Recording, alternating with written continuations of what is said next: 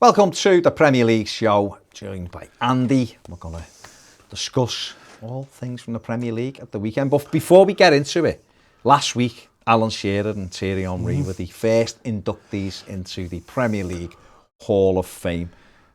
First of all, worthwhile inductees to be the first two. Can't get any better, can you, really, let's be honest. They're really great, great. I think Thierry Henry is my favourite ever Premier League player. And Alan Shearer, I think I watched his Premier League goals programme on Sky recently. Just unbelievable goal scorer. So yeah, perfect to start it off, yeah. Yeah, he's fantastic. There's been a bit of a debate now on who'll be the first midfielder inducted into the Premier League Hall of Fame. The lads over on the Super 6, Hold the L, Sky Super 6 YouTube channel have been discussing what they think. Vieira was a different kind of player, not any less of a player, but a different kind of player. Why do you think he should be the next into the Hall of Fame? He is a Premier League legend. I don't doubt the ability and the achievements of the other two players, but Patrick Vieira, when he came into the Premier League, £3 million from AC Milan, nobody knew who he was from the very first moment we saw him, and he made his debut. He came off the bench. You knew instantly what he was about. For once, I agree with DT. Patrick Vieira, he was obviously DT was talking about Patrick Vieira there. First and foremost, what a footballer. Let me get the wax out and let's get lyrical. Jesus, what a footballer. I think people were talking about Vieira on Twitter a couple of weeks ago, and if you think about it now, I don't think we appreciated him then as you often don't at the time. There's just never been a finer specimen as a midfielder. He had everything. 6'4", could run like a gazelle, great technique, tackle, passionate, great captain. Got just goals, some great goals. He could dribble, he could pass. He was just great. That Arsenal team, and from 96 he came in, didn't he? From Milan, and he was just great instantly. That night they won the title, 97, 98. Beat us 4-0. But they were just great, and he was like the catalyst before he went to Juventus. I think he's probably one of Arsenal's top 5 ever players. He's just a superb footballer. He'd do either, couldn't he? If you wanted to mix it, he'd have a little bit of a mix with you. If you wanted to play, he could play. He could do anything. Just an absolutely brilliant footballer. Brilliant by Wenger to spot him and bring him in. Yeah. Just like you say, a man mountain of a man. And it was absolutely fabulous. Yeah, led by example, leader amongst men. You could go on all day about Patrick Vieira, some of the goals he scored, some of the passages of play where he'd win the ball back, drive up the pitch, lay it off, run into the box and score a goal. He was just everything. He was just a prototype footballer, if you will. And it's a shame we haven't got many like that now. But yeah, super footballer. Absolutely brilliant. Other names that have been mentioned that could go in there. Paul Scholes, who one of my favourite footballers. Finest technical footballers ever played in this country. Yeah, unbelievable. Right foot, left foot, great in the air. It's a pass 60 yards. Not just tackle, but we'll leave that there. No, his tackling wasn't great. Do you know what, though? It shows that I don't think Man United have won a title without Scholes. Maybe one, but Ferguson. No, 2013, the last one. I think they didn't win one when he retired in that gap either. And I think that says a lot about his influence. And I think if Xavi and Iniestas and others are talking about some of the greatest players, they were the ones to play. They always mention Paul Scholes. And as you can see, he's still got it when you see these odd videos back when he's doing a 45-yard ball right to someone's toe or on the top of the goal. Just a superb footballer. And I think he's underappreciated because compared to obviously the other peers in the same generation, didn't score as many goals, probably didn't create as many chances or whatever. He was just a great footballer. He made Man United tick, and I don't think they would have been the same without him. Other ones they've mentioned is David Beckham. Beckham's an icon and was really good. He was a brilliant player. One of the best crosses the ball that's ever been in the Premier League. Yeah, no doubt about it. Frank Lampard. Yeah, super goal scorer. Really important. And John Terry, epitomised Chelsea, all those winners. Scored a lot of goals. Steven Gerrard. Yeah, again, epitomised Liverpool. Nearly got them to a title, won the Champions League, and at times really took the club on his back to get them Champions League football year after year. A super midfielder.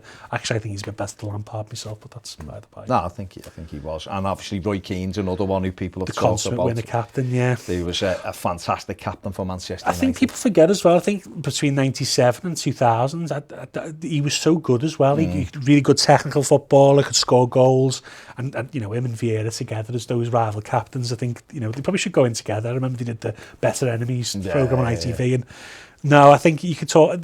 I suppose when you look back, you think these players are much better than what we've got now. They may be, maybe not, but some really great midfielders, and that bit between the teeth, you don't get them players like that anymore. And Keane was great as well, yeah. Yeah, it's going to be interesting. It's going to be interesting to see who the next ones are. But Vieira, like I said, I think Patrick Vieira, I agree with DT, should be the first midfielder because he was super. He changed Arsenal, totally changed Arsenal, and a fantastic player. Getting into the action, Friday night saw Leicester City, who were having a tremendous season, go to Southampton and went behind. James Ward-Prowse penalty put them behind.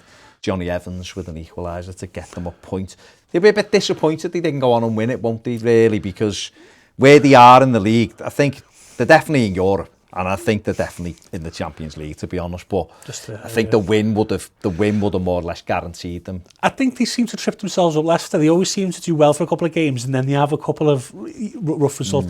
Don't get me wrong, I think they've had like injury problems, like many teams have had, this season. But yeah, they need to get a couple more wins just to see them over the line, and that's what cost them last season. So I think they'll be disappointed. 71% of the ball he had, and they had 23 attempts at goal to Southampton's 5. Well, they thought they'd probably go Ryan Kelechi and Nachos. Can't stop scoring, can he? No. So that would have been a frustrating thing for them. Manchester City played at 12:30 on Saturday, obviously in between the Champions League, and basically wrapped the title up with a 2-0 win at Palace. Yeah, they played. Well, what most they would call reserves, but for most others, they're the third or fourth best team in England. Yeah. They were absolutely superb. Nice to see Aguero score a goal like that. Fantastic, Ferran Torres got on the score sheet as well, didn't they? They're just a machine, aren't they? And Pep's probably one of the best league managers ever. They just steamroll after year, apart from last year, sadly. But yeah. No, they were brilliant, and they'd had a goal disallowed in the first half. Gabriel Jesus scored a lovely volley into the roof of the net, and was judged offside. But it was great to see Aguero, score a goal like that. Great first. Been one of the best in Premier League history, hasn't he? And it's nice to see him get goals before he goes. Yeah, absolutely. That's if he does leave the Premier League. You never know. Been linked with many clubs. But yeah, Crystal Palace safe mid-table. Roy's, they won't like to say this, but they're probably on the beach. They enjoy a holiday this time of year, Palace, once they're safe, don't they? So, they've earned it, I guess. That's their aim every season, isn't it, really, stay up? He wants to get 40-odd points, doesn't he? They're on 38 at the moment. I think that's going to be enough, though, this season, yeah. Oh, yeah, but I think his aim was to get him over 40 points. Man City 80 points, so the 13 points at the United can get 15. So there was a little bit a couple of weeks ago where you thought maybe the City had a bad result. They just carried on winning. Graham Potter's Brighton beat Leeds United 2-0. It was a good win, actually. Brighton is such a strange team, aren't they? Because they play nice football. It's everywhere up to the final third. It's great. Exactly. And some games they do look good in the final third, but they just can't finish the chances. And it's you could spend 150 million on strikers and something they might just never work in the Premier League, and that's what they need to solve. They need to find, whether it's Ivan Toney or Edouard, whoever it may be, they need to find that striker who's going to finish the chances. I know people don't love XG, but over the course of the season, Brighton have missed handfuls of great chances to win games, and one season it'll either go forward and they'll finish in the top half, or they may get relegated, because you can't have that disparity in performance. And they need to sort the conversion out. They beat Leeds 2-0. Pascal Gross with a penalty got them up and running, and then Danny Welbeck getting a goal. Leeds had 58% of the ball, but Brighton had 17 attempts at goal to 11. So they did create a lot of chances. But you're right, missed the sit in that game as well. Yeah, they just don't score the goals, do they? But good sides, but I don't think they're a top side, but they're a decent side. It's just that you need those missing pieces that they lack. Unless you put they're having to get wins to keep themselves away. They're safe now, but it was looking hairy. With 5 or 6 games to go, they should. A team that plays football like that should be. You'd expect them to be safer. Yeah, they do seem quite happy with how it's going. I think though they want to see some progression next season, but we'll see. Definitely, the R5 game, Chelsea, Fulham. Probably Chelsea's easiest game now on paper, even though it was a South West London derby, or a West London derby and a South London derby. Kai Havertz with both goals, 10 and 49. Been impressed with him this season? Not for the first half, but then Chelsea under Lampard didn't play what would suit him. I think Tuchel's now been able to tweak it where he can get the best out of Kai Havertz and get him into the areas he wants. I think he's been much better. I think next season, 20. Exactly. You've got to be patient. I think price tags bring expectation, but when they're that age, You know, they're not all, the great Ronaldo who was 17 when he went to PSV and smashed up. People need to take time. Yeah. And I think Havertz will come good. Same with Werner. I think Werner's got quite a lot of assists this season, actually, for Chelsea. It's just that's not worked in front of goal. So, yeah, I think they'll be fine. But we know he's a good finisher because of his time in Germany. I know he's had a bit of a mare this year in front of goal. But if he sorts that out, then they've got a great player. Yeah. Fulham again. Fulham 51% of the play, 10 attempts at goal to 9 for Chelsea. Yeah, they just can't, again, another team who can't finish the chances or create good enough chances. I think some of the players have dipped, especially after there was a bit of a COVID outbreak at the club. I think Anguisse was really good in the first half of the season. Second half of the season, he's been in and out of the team because he can't really finish games for whatever reason. So I don't know whether they had COVID. I'm not going to speculate on that. But yeah, they just been. I think Scott Parker's done a decent job this season. I think when they signed those players, it did turn around, but just too short. They've had 3 or 4 games of late, not necessarily this one, but 3 or 4 draws, games where Villa, they were 1 up with 12 minutes left and lost. Wolves, they 0-0 in injury time and Traore scored to lose the game. They've had a couple of those where if they'd have just hung on, they'd got the point. They conceded a late goal against Arsenal, 97th minute with equaliser at Arsenal the other week, and that's cost them. I think that not having fans probably hurt them as well. I know it hurts everyone, but I think when you're a new side coming up, you need those fans to get that little extra performance out. It's probably not a good year to come up, really, in that sense. Do you think Chelsea gonna have enough for top 4? They've got 4 difficult games to play. They are 3 points ahead of West Ham. West Ham have got an easy running. I think so, because I think if they don't win, they'll pick up enough draws. And I think West Ham can be... If you've noticed lately, West Ham seem to... I know they won the other night, but they seem to go ahead and they seem to start conceding then. I don't know, I think if Lingard drops off as well, I think West Ham are going to struggle. To get in that top 4. Yeah, I think they haven't got the group. So do you think it'll be who it is? We've got United are in it.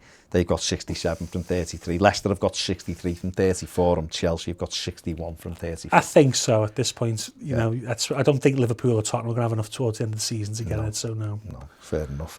Aston Villa went to Goodison Park and won 2-1 on Saturday night. Everton bottling it again. Didn't turn up, but Villa, Dean Smith's done a good job, hasn't he, this season? He was under pressure, after the last season, I think, and lately as well, without Grealish, you'd expect them to have fell off. I know they have fell off a bit, but still picking up a couple of wins, and I think Grealish is back in 10 days, so probably just in time for another Everton game. But yeah, he's, I think he's done well. I think Villa are going places. Whether Dean Smith's the right manager to take them, we'll see. I think they've got an identity. They've got to bring young players, they develop them. They look a club on the up, So they'll be happy with that. The 48 points. 10th will do them, that's a good season, considering they stayed up with 8 minutes to spare last season. I think they've done really well. On to Sunday, Newcastle played Arsenal in the earlier kick-off, the 2 o'clock kick-off. Arsenal, who haven't been in great form of late, but got a good start in this one, and it set them on the way. El Neni with a goal in the opening 5 or 6 minutes. And then I always call him Patrick. Pierre-Emerick Aubameyang got the second. Yeah, lovely. Acrobatic. Back after illness, malaria. Could get crossed by Martinelli and finished it. Yeah, Arsenal puff and puffing games. I think they create a lot of chances. There's a disconnect with them. I think that they need to find some, maybe some signs. They'll fix that. See if the manager can. He'll probably get at least the start of next season to improve, but we'll see how it goes. Arsenal fans are expectant. I spoke to Robbie last week on the Footy show, and he seems to think that if they don't win the Europa League, Arteta will be gone. Maybe. I don't know. Maybe. Maybe. However, the thing with Arsenal, I would say, is they do need to think about what they need to think about. Maybe replenishing the squad. That's you looking at it with your football background. He might not be the right man. Again, I'm talking. I also think that Robbie likes when they change manager because it's good for them. No, he does. But I think it is important they get at least to the final. That is very important. I know they're 1 goal down, aren't they, in Villarreal, but they've got the away goal. I think if they go out, then it's like it's a bad season because they're not going to be in Europe. I think the only thing that might save them is I think they're saving like nearly 40 million in wages this summer, so that may help them. You're looking at it from a sensible point of view, saying, well, that's true. Well, you are looking at it going, well, they can build, they need to build. But if you look at what they've done, if you look at what Kroenke's done a few weeks ago with the Super League, did they do things sensibly? No, I suppose not. I think football should be a bit more sensible, but they generally aren't, are they? He hasn't done great, let's be honest, though. I think he had a lot of expectation. I think the same teething problems Lampard had with not as good as a squad. Maybe they should be doing a bit better than they are probably. So I think... Yeah. I think it's not... I'm not even convinced 100% that it's results. I think it's the way they play. The performances. Yeah, I think they only got results by playing economical, and when they try and play properly, they seem to make a terrible mistake. They've got a horrible discipline record and make a lot of like errors. Just concede that we beat them 1-0 because the goalkeeper threw it in. That's the silly things that that people start looking at really. Yeah, definitely. We can't not touch on Manchester United and Liverpool. What happened there? I mean, they should have been playing at 4:30, and obviously United, had Liverpool won, the league was done for Man City. But a United victory would have probably assured them runners up in the Premier League and kept it going. As it was, there was obviously fan protests that probably went, obviously seeing someone get, overstep. I understand what they've done, and I think it's powerful. Yeah, to a certain extent, but it has to be within parameters as well. But clearly, a lot of feeling towards the Glazers, and the European Super League was the straw that broke the camel's back. Yeah, there was a lot of, I think they could call it the green and yellow thing a couple of 10 years ago, where they were the old Man United colours, and they've always had an issue with the Glazers, and I partly understand that because they feel the club's been stolen off them really, and the Super League was another slap in the face because they didn't really care about the fans. I think one of the issues they've got is they don't put their own money into the club. I suppose we look at Abramovich, look at the city owners, they do. I suppose they're not beholden to if they don't have to. It's a business, and we all expect owners to just put every ounce of money they've got into clubs. That's not always how it works. However, I think the fans feel that from Man United's perspective that they stole the soul of the club, and it's now run for foreign fans and fans around the world rather than the fans at home. And I think, understanding there's frustration. I think I agreed with like 90% of what they did in the protest. I think you've got to. That's the biggest game of the season. Why wouldn't you protest then? Don't start vandalising. Don't start hitting police officers. I know there was videos of police officers doing other things, but just try to keep it as because what happens then is the press turn on you. Then it goes from like Man United fans got a game called off by sensibly protesting to thugs got the game called off, and it changes the narrative, and that's what they want to do. Especially with us Northerners, sadly, is make us out to be brainless at times. So it's sad, really. But a massive statement, and obviously... Yeah, it's Sky's biggest game of the season, usually the biggest viewing game of the season, and he got called off because of that, and I think Man United is struggling to reschedule it because they've got a game every midweek. Because of Europe as well. Might have to play it after the season finishes. Just give both of them a point. Yeah, Void it. No, I'm sure it'll be fixed. It'll be fitted in somewhere, won't it? Spurs then, the final game on Sunday night, beat Sheffield United 4-0. Gareth Bale. Some good goals, with a hat-trick there. Sheffield United obviously full flip-flops on now when they're relegated. Sad, what's happened there. Going through the motions. I still feel like they should have backed Chris Wilder. He absolutely loved the club. He spent 40 million on Brewster and Berge though, and that's a lot for them. I agree with you. The problem there is, I think, is the even if they just got to the summer then and then... Well, what Chris wanted to do in January is he wanted Lingard and people like that, basically to go, we're going to be in the Championship next season, but we won't go down on the back of all these defeats. We'll get a bit of confidence back. And then it didn't work out that way, and I think... he's not been overly happy. They signed Bogle and Lowe, who were good young players, but Championship level. And I think there's a lot of mixed messages in the summer where it's not worked out. Chris is a good manager. He's obviously brought the club up from the League One to all the way to the Premier League. He'll go elsewhere now, and I think it's just a breakdown between him and the owner. But it's sad, I think they did an Ipswich essentially where they come up, do really well, and then they fall off the next season. Well, Gareth Bale, just very briefly, what have you made of him? Don't get me wrong, Bale on his day still got all the talent in the world. I think Mourinho, it's a strange transfer because it seems one that Daniel Levy wanted to do and Mourinho didn't. So Mourinho didn't play him as often, fitness, whatever. And when he's played, he's looked good. He's got all the ability in the world. I think it's up to Gareth what he wants to do really, and it's up to him to apply himself, I guess, in certain situations. I think he's a wonderful talent, though. We've seen what he can do. I just think it odd that he said he's going back to Madrid, no matter what. I thought that I could see Spurs loaning him again. I think. Well, he won him. He's been like with Tottenham again. He's been like with Everton this week, saying Carlo has asked for him. No thanks. But he said himself apparently that he's going back to Madrid. Didn't Carlo and him fall out at Real Madrid? Someone said that, but I don't know. Anyway, either or. I think he's done. I think he's won great games for Spurs. I think on his day, super player, and the goals were great. Got the match ball, but. Yeah, it's been a weird season for Spurs really overall. You know, I think Mourinho when he went in, I was a bit sceptical, and it turned out that way. Thought it'd be a bit better initially, but it didn't. But yeah. Monday then saw West Brom play Wolves. Obviously, West Brom had to win to give themselves any chance of however slim. But Wolves took the lead. Fabio Silva, who's put the ball in the net a little bit lately. He's getting a little bit better. Only young, isn't he? Only young. 19, he scored an injury time, but Diagne, who's done quite well for West Brom, equalised. Sam always doesn't. You've got to give him his due. They don't always work out after he leaves. No. But, you know, Milivojevic and Sakho at Palace, he's done Kone and Kaziri at Sunderland. They didn't work out after he left. Tosin and Walcott kept us up, even though we were already staying up. But yeah, he's done well, and I think, usually in the past, because of the Everton thing, I was once criticised Sam. Actually, I think he's done a quite respectable job with it in a tough situation. Good on him. Think he'll stay? I'd like to see him stay, because I think him in the Championship is fun. I think him Nick McCarthy in the Championship. I think he will do. But I think if they can keep Diagne and Yoxu, I don't think they'll keep Yoxu, but if they can keep them too. I think he'll get them all. It's going to be tough to replace Maitland-Niles and Gallagher, though. I don't think they'll be able to get that level of athleticism, but we'll see. Yeah.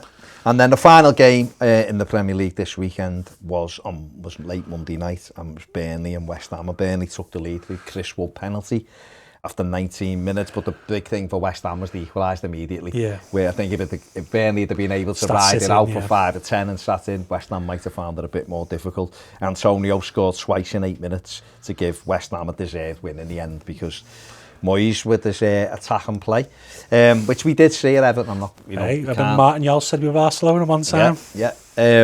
But he's done a great job, Moyes, hasn't he? I respect David Moyes a lot. I think too many got jaded towards the end of Everton. They probably wish they had that back now, really. Let's be honest, what we've had since, don't be wrong, you wouldn't replace him for Carlo, of course, but he's done a really good job at West Ham. I think people go, well, they're going to get rid of him. I think he wants more power, which is why he's waiting to sign the contract. I think he'll. West Ham, to me, would be crazy if they let him go. Crazy. I think the stupid that they let him go, but it would not surprise me one bit. But saying that his stock's high again. If Frank Lampard is West Ham's manager, that's just nuts to me, because I think then you run the risk of end up dropping down to the relegation. Look, what you've got to remember. Oh, it's all money. Yeah, it's money. Right. If them owners go, right, yeah, we accept what we are in a funny way, and I'm not being disrespectful, but what I mean is if they kind of just go, right, we're a club now that's going to try to push for the top 7 regularly, even though they're in it. Because just because they're in it this season doesn't mean they're going to be in it next season. And we'll see what happens. I think, put it this way, I think they've got a better chance of being in it next season if David Moyes is the manager. 100%, yeah. Frank Lampard could come in, it could be amazing. They play great football and they're up there. It could be... Another Pellegrini, yeah. It could be falling down because the mixed messages. David Moyes, the one thing David Moyes is great at is getting you organised and picking. He picks his battles, David Moyes. He picks his battles, he looks and goes, we can beat these. We won't beat these, so let's do this. Which I've got no issue with. He hasn't got an abundance of talent to go, we'll face you with this team no matter what. And he's done a great job. And he's used this season with no fans to just get them organised, grind the wins out, and they've got better and better and better as the season's gone on. And fair play to them. They're one of the best teams in the Premier League at the moment because they're flying. They're on form. They're winning games. They're bouncing back. They got beat at home last game against Chelsea and they bounced back. Tricky game away at Burnley and they've gone and won it. So he started Lanzini and with Lanzini in centre midfield, which that's not very Moyes like. His starter, a more creative player, but he didn't. It worked out in the end. And no, I think he's good. I don't think he's done. He's had been involved a lot in the transfers because I think West Ham's owners like to be heavily involved with the favoured agents. But I think that's what he won. If he once stayed like that, more say. Yeah. And I think that's right. But Moyes is, apart from a few instances, has been mostly great in the transfer. And you're right though. I think his stock will be very high, and I think if he didn't stay, I think there's a few jobs there. He's not going to take the Burnley job though, is he? I don't think. No, that Burnley haven't owners and I could have put that level of money in, but there's going to be jobs there. I think Wolves will. You see, I think Nuno's leaving, isn't he? Apparently in the summer. Yeah. So Wolves would be a good job for him. I think it'd be a great job for him. Whether the Portuguese players, it's a tough one, that one. If I was Wolves, I'd go and get a Portuguese manager. But according to when you read different things and hear different things, Wolves are about to have direction changed. The money's coming Well, out of them. China have changed China, governance, and it's- haven't they? So they've got to remove. I think that seems at the Inter Milan with Suning and Fosun the same. I think they want the money out of Europe and back into China. So we'll see. So we'll see what they do, but you know, who knows? He could take the Arsenal job. You never know. Yeah, There you go. Spurs. There's a couple of Man couple United. of big jobs. Back to Man U. Yeah, so great win for West Ham. They look like I'd say they're in Europe definitely next season. Now they'll definitely be in the top 7. Good on David They're Moyes. still in the fight for the top 4. So fair play to him. Every West Ham fan would have bit your hand off Would to you be say in a Champions League fight with 4 games to go. It's Pep, Moyes and Brendan for managers of the season. Yeah, that's probably, fair. yeah. I think that's fair. I think Moyes is unlucky that Man City have been so great this season. And I think Solskjaer should be up there as well. He's solid as a rock. Come to Goodison in October and it was losing, he's sacked apparently, and Every time. he's in a semi-final of a Europa League. Probably through now. They're going to be through, even that's 4 goal up, they're through, aren't they? So they're in a final of the Europa League, the second, they're going to be runners up in the Premier League. You know, they got to the quarter final of the FA Cup, they got to the semi-final of the League Cup. So, you know, I know he went out in the Champions League. Just needs to win that. I think if they win the Europa League, I think that'll put them on that foot. Well, it'll give him platform, yeah. the belief, and it'll give the players the belief in what he's doing, and it'll give I guess it'll give the fans the belief in what he's doing. If there's any, I'm not saying United fans don't believe in what he's doing, but when your City rivals are Manchester City and they're that good, it is difficult to look and go, well, hang on, what are we doing? But you just got to get on with what you're doing. Well, I think they chased City for those years under Van Gaal, you know, and Mourinho. It didn't work chasing like that. They sort of took a step back, maybe with Solskjaer, and it's worked out for them because they still spent money. Of course they have, but Fair play. And very quickly, finally, Burnley, he's done it again with no fans and no money. But it's incredible. They're in the Premier League again next season. I think, you know, there may be overtures for him to leave. Maybe a Palace type team might come in for him. But you know, you got to go. Sean Dyche every year. The talent gap is so big for Burnley. You know, they've got a championship team in a lot of cases, and we'll always get to that 35, 40 point mark. You've got to hold your hands up for Sean Dyche. He's been superb. It'd be nice to see him in maybe a team with a bit more, but you know, it's very hard to go from a club where you've got ultimate power to maybe a club where it's a little bit less than because you're new there. So we'll see what he does. There you go. That's the Premier League show. Don't forget to head over to the Super 6 and look out for that Hold the L show this week and have a say or have a listen to what the lads have put forward to which midfielders should go in to the Premier League Hall of Fame. Leave a comment over there on that as well. Yeah, there you go. Thank you very much. We'll be back next week. Give the video a thumbs up. Subscribe if you haven't. Subscribe to the Footy channel if you haven't, when we do more of this, talking about other aspects of football in other countries. Get over there and give that a subscribe as well. We'll see you later.